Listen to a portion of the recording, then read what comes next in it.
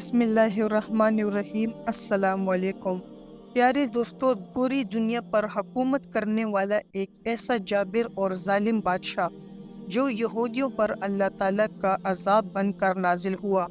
اس نے یہودیوں کو چن چن کر ان کا قتل عام کیا اور یہودیوں کے عروج کو زوال میں بدل دیا۔ آج کی اس ویڈیو میں ہم آپ کو بتائیں گے بخت نصر کون تھا۔ یہ کافر اور ظالم بادشاہ یہودیوں پر اللہ تعالیٰ کا عذاب بن کر کیسے نازل ہوا اور بخت نصر بادشاہ کا دور حکومت کیسے ختم ہوا، اللہ تعالیٰ نے اس کا انجام کیا کیا۔ ان تمام در سوالات کے جوابات قرآن و حدیث کی روشنی میں آج کی اس ویڈیو میں ہم آپ کو بتائیں گے، لہٰذا آپ سے گزارش ہے کہ ہماری اس ویڈیو کو آخر تک ضرور دیکھیے گا، اور اگر آپ ہمارے چینل پر نئے ہیں تو آپ سے گزارش ہے کہ ہمارے چینل کو سبسکرائب کریں اور بیل کے بٹن کو بھی آن کر دیں تاکہ آپ کو ہماری ہر نئی معلوماتی ویڈیو کا نوٹیفیکیشن بر وقت ملتا رہے۔ پیارے دوستو، دنیا کی تاریخ میں بہت بڑے بڑے بادشاہ آئے جنہوں نے دنیا میں حکومت کی، لیکن صرف 4 بادشاہ ایسے تھے جن کو اللہ تعالیٰ نے پوری روح زمین پر حکومت عطا فرمائی تھی۔ مشرق سے لے کر مغرب تک اور شمال سے جنوب تک انہی کا حکم چلتا تھا۔ پوری دنیا پر حکومت کرنے والے ان 4 بادشاہوں میں سے 2 بادشاہ مسلمان تھے جن کا نام حضرت ذوالقرنین علیہ السلام اور حضرت سلیمان علیہ السلام تھے، اور 2 بادشاہ کافر تھے جن میں سے ایک نمرود اور دوسرا بخت نصر تھا۔ اللہ تعالیٰ کسی بھی قوم پر بغیر کسی سبب کے اچانک سے عذاب نازل نہیں فرماتے۔ کسی بھی قوم کا زوال اس وقت شروع ہوتا ہے جب وہ قوم طرح طرح کی برائیوں کے اندر مبتلا ہو جاتی ہے اور کفر و شرک کر بیٹھتی ہے۔ معصوم لوگوں پر ظلم و ستم کرنا اور اللہ تعالیٰ کے احکامات کو نہ ماننا، یہ سب بدعمالیوں پہلی قوموں کی ہلاکت کا سبب بنی۔ پیارے دوستو، ایک وقت تھا یہودی اور بنی اسرائیل کی قوم اللہ تعالیٰ کی لاڈلی قوم تھی۔ یہ قوم اللہ تعالیٰ سے جو بھی مانگتی اللہ تعالیٰ ان کو عطا فرماتے۔ حضرت یعقوب علیہ السلام کے بعد سے لے کر حضرت عیسیٰ علیہ السلام تک جتنے بھی نبی آئے، یہ سب یہودیوں اور قوم بنی اسرائیل کی ہدایت کے لیے تشریف لائے۔ اللہ تعالیٰ اس قوم کو ہر طرح کی نعمتوں سے نوازتا تھا، لیکن یہ قوم ہر نبی کے دور میں اللہ تعالیٰ کی نافرمانیاں کرتی اور کفر و شرک میں مبتلا ہو جاتی۔ نتیجتاً اللہ تعالیٰ ان پر اپنا دردناک عذاب نازل فرماتا، اور جب یہ قوم اللہ تعالیٰ کی بارگاہ میں اپنے گناہوں کی معافی طلب کرتی تو اللہ تعالیٰ ان کو معاف فرما دیتے اور ان کو دوبارہ سے عزت اور عروج عطا فرماتا۔ پیارے دوستو، حضرت سلیمان علیہ السلام کے زمانے میں یہودی قوم یروشلم کے اندر آباد تھی، اور حضرت سلیمان علیہ السلام کے زمانے میں اس قوم نے پوری دنیا پر راج کیا۔ لیکن جب حضرت سلیمان علیہ السلام اس دنیا سے پردہ فرما گئے، اس کے تقریباً 400 سال بعد یہ قوم پھر سے اللہ تعالیٰ کی نافرمانیاں کرنے لگی اور کفر و شرک کے اندر مبتلا ہو گئی۔ اس طرح جب یہ قوم طرح طرح کی برائیوں کے اندر مبتلا ہو گئی تو اللہ تعالیٰ نے اس دور کے ایک ظالم اور جابر بادشاہ، جس کو دنیا بخت نصر کے نام سے جانتی ہے، اس کو ان پر مسلط کر دیا۔ بخت نصر اللہ تعالیٰ کا عذاب بن کر یہودیوں پر نازل ہوا۔ بخت نصر بادشاہ کا دور حکومت حضرت سلیمان علیہ السلام کے دور حکومت کے بعد شروع ہوا، اور اللہ تعالیٰ نے اس کو بھی پوری روح زمین کی بادشاہت عطا فرمائی تھی۔ بخت نصر کی پیدائش کے بارے میں 2 طرح کی روایات ملتی ہے۔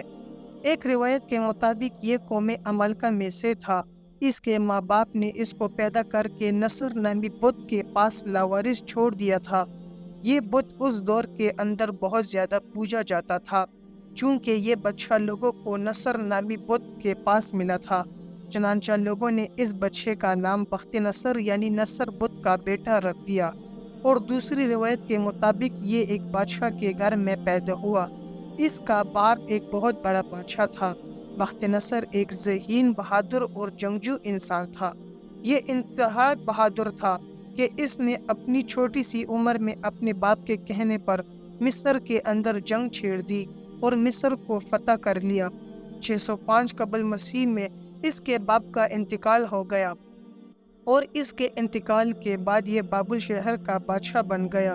بادشاہ بننے کے بعد بخت نصر نے بہت سارے ممالک پر حملہ کیا اور ان کو اپنے قبضے میں لے لیا، اور ادھر یہودی اور بنی اسرائیل جو کہ یروشلم کے اندر آباد تھے، وہ طرح طرح کی برائیوں کے اندر مبتلا ہو چکی تھی۔ یہ لوگ کھلے عام اپنی بدعمالیوں میں مست ہو کر اللہ تعالیٰ کی نافرمانیاں کر رہے تھے، اور اللہ تعالیٰ کی ذات کو چھوڑ کر کفر و شرک کے اندر مبتلا ہو چکے تھے۔ اسی دوران یہودیوں پر اللہ تعالیٰ نے اپنا دردناک عذاب نازل فرمایا اور بختنصر نے یروشلم پر حملہ کر دیا۔ اس حملے میں بختنصر نے یہودیوں کا چن چن کر قتل عام کیا اور بیت المقدس کو تباہ و برباد کر دیا۔ اس حملے کے اندر 40,000 تورات کے یہودی عالموں کو بھی قتل کر دیا گیا اور 40,000 یہودیوں کو جلاوطن کر دیا۔ اس طرح یہ یہودی قتل و غارت کے ڈر سے دوسرے ملکوں کی طرف بھاگنے لگے۔ اس حملے کے اندر بختنصر نے 80,000 یہودیوں کو اپنا قیدی بنا لیا، اور بعض روایات کے مطابق قیدی بننے والے افراد کی تعداد 80,000 سے زیادہ تھی۔ ان قیدیوں میں اللہ تعالیٰ کے 2 نبی بھی شامل تھے، جن میں سے ایک کا نام حضرت دانیال علیہ السلام اور دوسرے کا نام حضرت عزیر علیہ السلام تھا۔ پیارے دوستو، جب بختنصر نے یروشلم پر حملہ کیا تو یروشلم کے تمام شہر کو جلا دیا، ہیکل سلیمانی کو گرا دیا اور اس کے خزانے کو لوٹ لیا، اور ہیکل سلیمانی میں موجود تمام کتابوں کو جلا دیا، جس کے اندر تورات شریف کے اصل نسخے بھی موجود تھے۔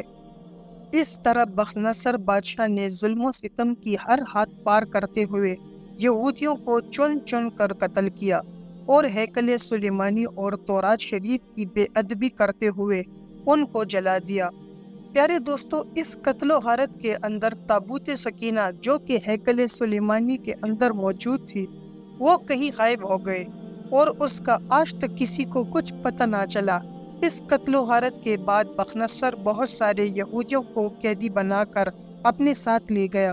چونکہ بختنصر بادشاہ نے ہیکل سلیمانی کو جلایا تھا اور تورات شریف کی بے ادبی کرتے ہوئے اس کے نسخوں کو بھی جلا دیا تھا، تو اللہ تعالیٰ نے اس بدبخت بادشاہ پر بھی اپنا دردناک عذاب نازل فرمایا، اور بختنصر ظالم بادشاہ کو ایک دردناک بیماری کے اندر مبتلا کر دیا، اس کے چہرے کو مسخ کر دیا۔ پیارے دوستو، روایات میں آتا ہے کہ جب بختنصر بادشاہ پر اللہ تعالیٰ کا عذاب نازل ہوا اور اس کے چہرے کو مسخ کر دیا گیا اور یہ انسان سے جانور بن گیا، تو اس کے بعد یہ جنگلوں میں چلا گیا اور اس نے اپنی زندگی کے 7 سال جنگلات میں گزارے۔ وہاں پر یہ جانوروں کی طرح گھاس کھاتا اور اسی بیماری کی حالت میں جنگلوں میں رہتا۔ 7 سال کے بعد اللہ تعالیٰ نے اس سے بیماری کو دور کر دیا اور اس کو جانور سے انسان بنا دیا۔ پیارے دوستو، اب بات کرتے ہیں کہ بختنصر بادشاہ کو موت کس طرح آئی اور اس کا انجام کیا ہوا۔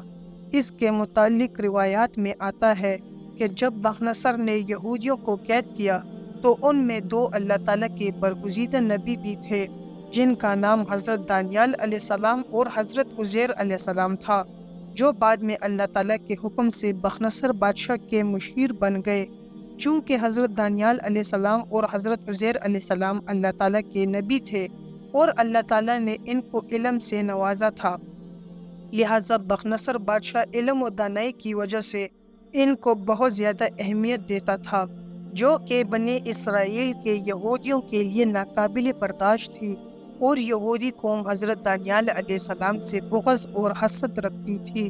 چنانچہ ایک دن یہودیوں نے حضرت دانیال علیہ السلام کو معاذ اللہ قتل کروانے کی سازش کی، اور یہ یہودی بختنصر بادشاہ سے کہنے لگے کہ جب حضرت دانیال علیہ السلام پانی پی لیتے ہیں تو یہ اپنا پیشاب نہیں روک سکتے اور ان کو فوراً پیشاب آ جاتا ہے، لہٰذا یہ بات اس دور کے اندر معیوب سمجھی جاتی تھی۔ چنانچہ بختنصر بادشاہ نے اس بات کو جاننے کے لیے ایک محفل منعقد کی، اور اس محفل کے اندر بڑے بڑے عمراء اور حضرت دانیال علیہ السلام کی دعوت رکھی۔ چنانچہ جب تمام مہمان محفل کے اندر پہنچ گئے اور حضرت دانیال علیہ السلام بھی تشریف لا چکے تو ان کے سامنے کھانا پیش کیا گیا اور بہت سارا پانی بھی رکھا گیا، اور ادھر بختنصر بادشاہ نے اپنے سپاہیوں کو یہ حکم بھی دے رکھا تھا کہ اس محفل کے بعد سب سے پہلے جو بھی شخص پیشاب کرنے کے لیے باہر نکلے تو اس کو فوراً قتل کر دیا جائے، پھر چاہے وہ پیشاب کرنے والا یہ کیوں نہ کہے کہ میں بخنصر ہوں، اور اگر کوئی تمہارے سامنے اس طرح کہے تو اس سے کہنا کہ تم جھوٹ بولتے ہو اور تمہارے قتل کا حکم ہمیں بادشاہ نے دیا ہے۔